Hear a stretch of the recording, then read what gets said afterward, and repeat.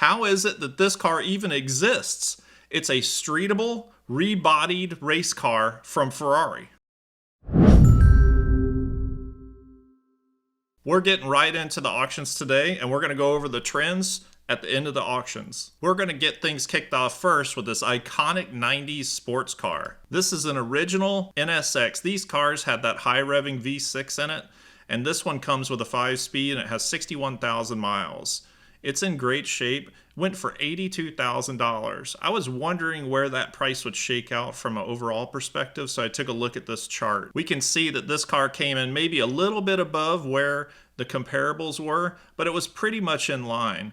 The one thing that you can look at in this car is that previously it was sold on Cars and Bids 2.5 years ago, and it went for $48,000, and now it went for $82,000. That's a heck of a profit turn in 2.5 years. All right, now let's move on to look at a somewhat well-known car. This is a 2022 Subaru BRZ. This one's well known because it was featured on the Hoonigan's Bolt-On Boys YouTube channel, and this received all the bolt-ons, as you can imagine.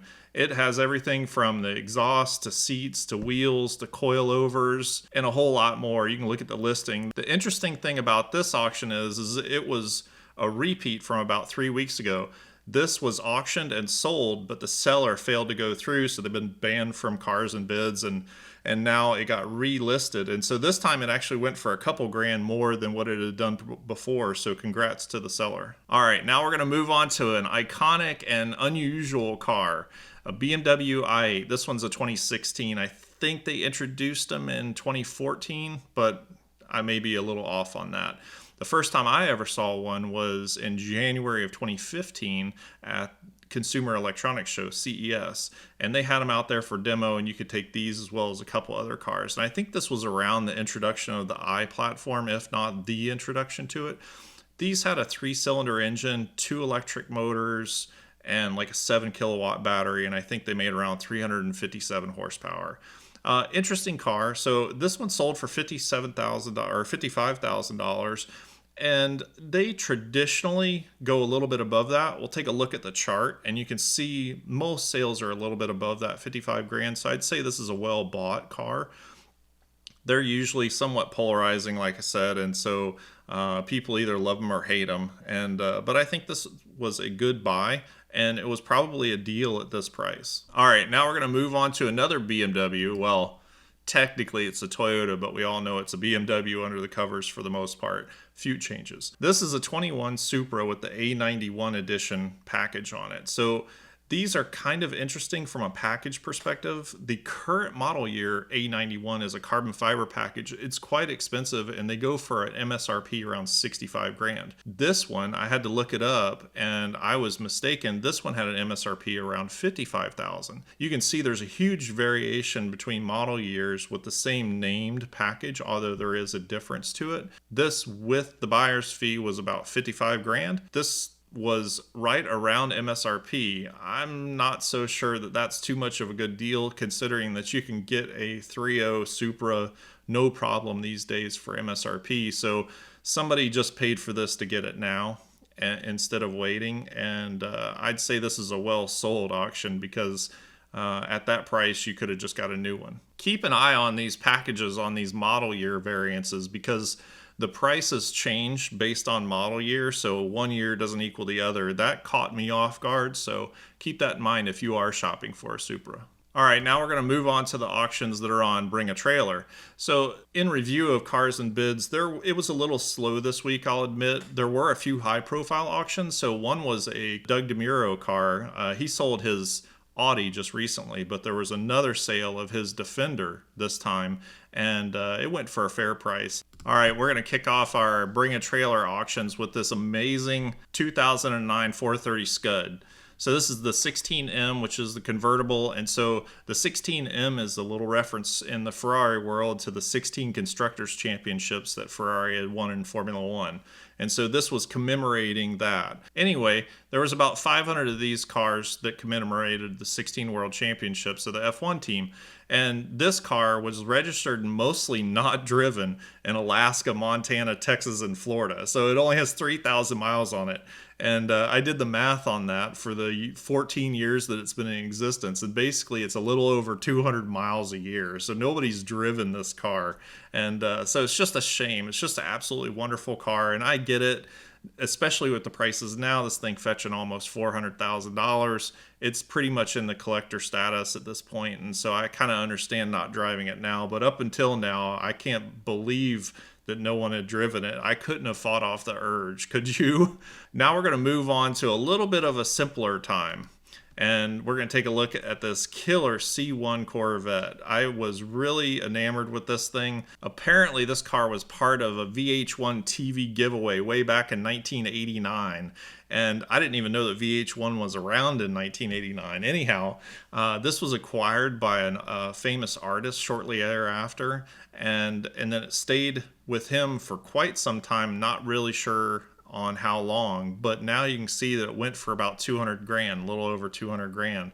This was a fairly active auction for the connoisseurs, if you will. Regardless of the year, these were just amazing cars and they look fantastic. I do prefer the slightly older 50s era, like 58, I believe, is when they did it. They may have started sooner than that, where the exhaust actually came out through the bumper.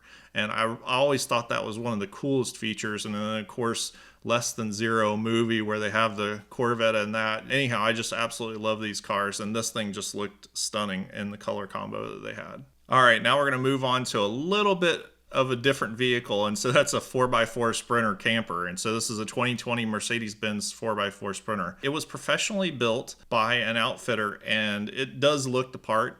You'll see in the pictures, this thing looks fantastic and it's in great shape. It probably sold for over $200,000 when they built it originally. And so this price has dropped quite a bit from that at 145 grand, but I think it's a good result. Overall, these vans have taken just a beating, and if this was individually built van, even if it looked this good, it'd probably fetch underneath 100. But this went for 145, and so I actually think that that's quite a result for it right now, especially with the RV market taking such a plunge.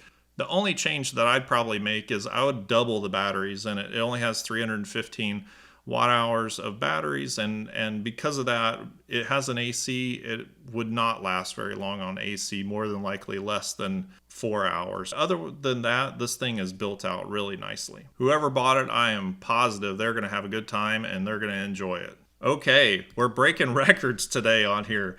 Another classic car, which I don't cover too many of those, but this week there seem to be some fantastic ones. This is a SAC unrestored class-winning GT350. I thought this was fantastic. Right now, green is super popular and is getting top dollar, and so this is green, and you can see that it went for top dollar, about $300,000. And I'm not sure where this should have shook out, but you can see also the amount of comments that were on this. Over 1,000 comments on this auction. That is beyond anything that I can remember in recent times. And so this has a tremendous amount of people interested in it and bidding on it, and it got up to $300,000. It had 70,000 miles on it. It was in good shape overall, and I hope the new purchaser is maybe able to take it out on the track and enjoy it, maybe in some vintage racing or something like that. And you also gotta love the original invoice on this thing that came along with it for $4,600. Just wish you could go back in time and buy it then. All right, now we're gonna go from a 60s racer to a 70s racer and an Italian racer. And we're gonna take a look at the 77 512 BB. This car, it was just absolutely killer. How is it that this car even exists? It's a streetable classic race car from Ferrari. This car sold for $375,000 and it was just absolutely beautiful. I'm going to scroll down just so you can see some of the history on this thing, where it was originally sold in Venice and then they went on to rebody it for racing. A stunning build. It had a second engine put in it, it looks like, probably after it got finished racing. And the interior, as you'll see, it's more of a modern interior for street driving. It even has an equalizer on it. Not sure why, but it does. And so it's set up so that you can street it. Looks like a race car, probably is a race car still with some of the bracing, but you'd need to put some race seats in it, even though it has the harnesses. I wouldn't drive it without having race seats in it. So I hope that whoever buys this thing also takes it vintage racing, and if they ever want to shake it down, please give me a call. I'll fly anywhere to drive this car anytime. All right, now we're going to move out of the auctions and we're going to come into some trends. And what trends am I seeing this week? Even though we saw some volatility in the stock market, everything seems status quo inside of the used car market on these online auctions. I didn't notice too much variation. One thing that I saw a difference in was there was more no reserves on 911 cabriolets. I'm not sure exactly why, but that was taking place this past week. Also, we're seeing pretty much the same thing happening with the Lightning, Bronco, as well as a few other of the cars that were getting excessive ADMs originally, including C8 Corvettes. Those are normalizing towards standard pricing, sub MSRP for the used car sales. So that's continuing. We'll keep our eyes open on if there's any changes in the upcoming weeks. We've pretty much covered this over the last few weeks, with the big changes happening a few weeks back with RVs really dropping a bunch, and then some of these ADM cars, like I just mentioned, kind of dropping down into the sub MSRP range. Let me know what auctions you're looking at this upcoming week and what you think might be amusing, because I'm sure I'm missing some kind of amusing auction that's happening out there, and I really want to make sure I see those. I want to thank you for joining me today, and if you like this video, please do the thumbs up and subscribe to the channel, and that way you won't miss any of our content going forward. I'll see you in the next one.